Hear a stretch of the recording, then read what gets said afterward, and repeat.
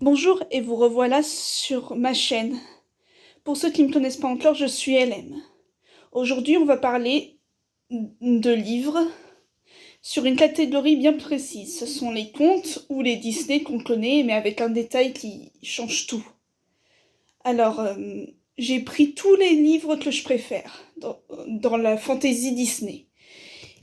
J'en ai plein, mais j'en ai aussi qui attendent bien sagement dans les boutiques, comme la Fnac ou Cultura.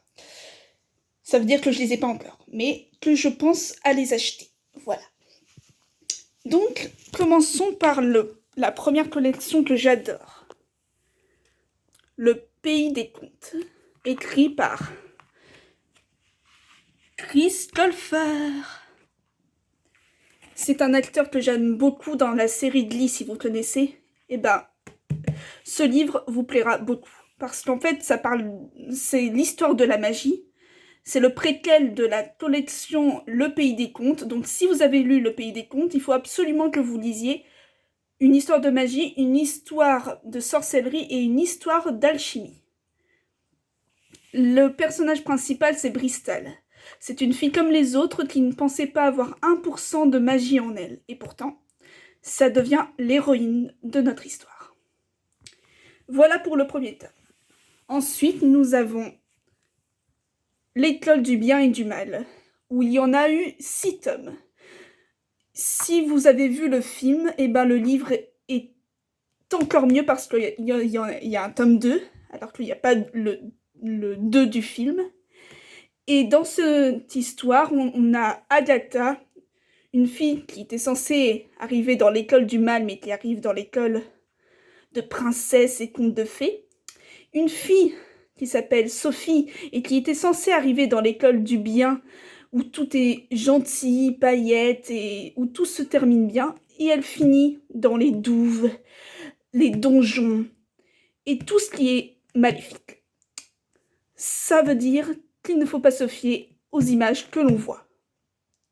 Ça veut dire que si on est mauvais, on peut devenir gentil.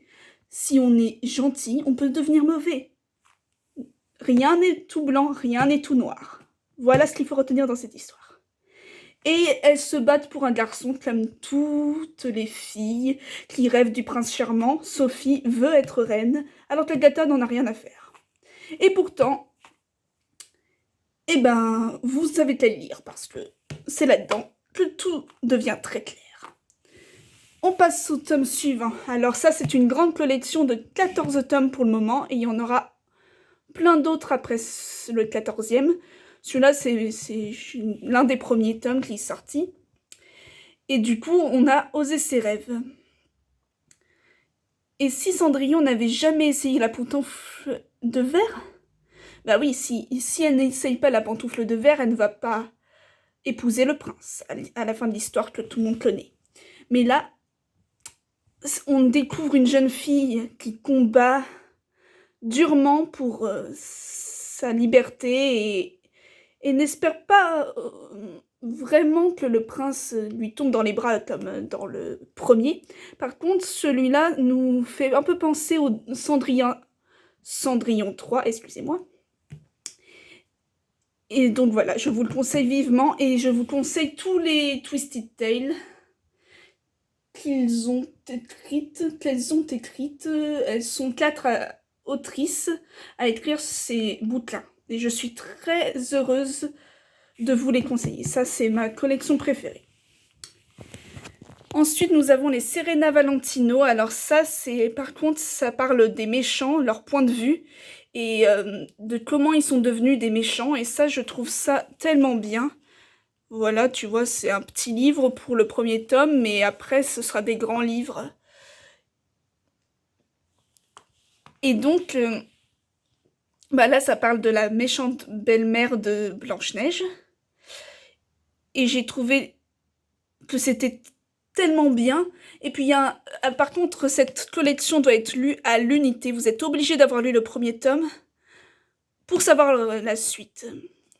Donc, celui-là, il faut le prendre absolument. C'est Miroir, Miroir. Et ensuite, vous prenez les autres. Mais pas dans le désordre.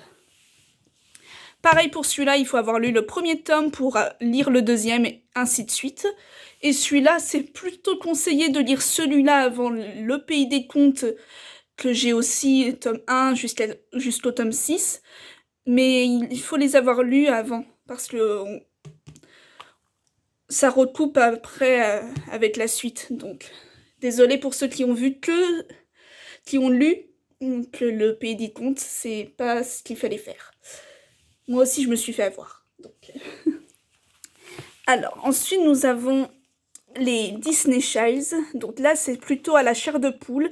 Là aussi, on va être avec un méchant de chez Disney et une jeune fille comme les autres qui vit dans notre monde, qui découvre un objet qui appartient à la méchante et qui essaye de s'en emparer.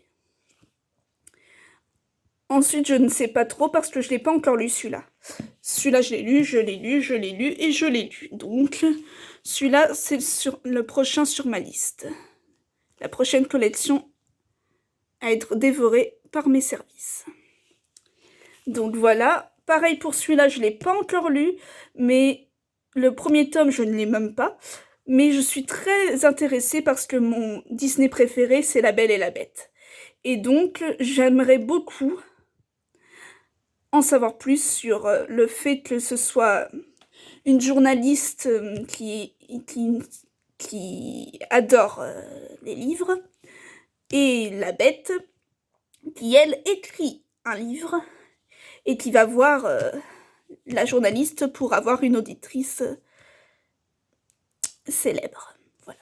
Je crois que c'est ça. Après, je suis pas sûre à 100%. Alors, j'essaie de vous montrer le résumé parce que c'est difficile à expliquer quand on ne les a pas lus. Alors, lui, je l'ai lu. Il était hyper bien. Ça raconte la même histoire que La Petite Sirène, sauf qu'il y a des détails que le prince est le seul à connaître. Et je trouve ça vraiment bien qu'il parle de la mère d'Eric, de comment elle est morte, de pourquoi. Et vraiment, je trouve ça très intéressant. Alors, je vous le conseille vivement.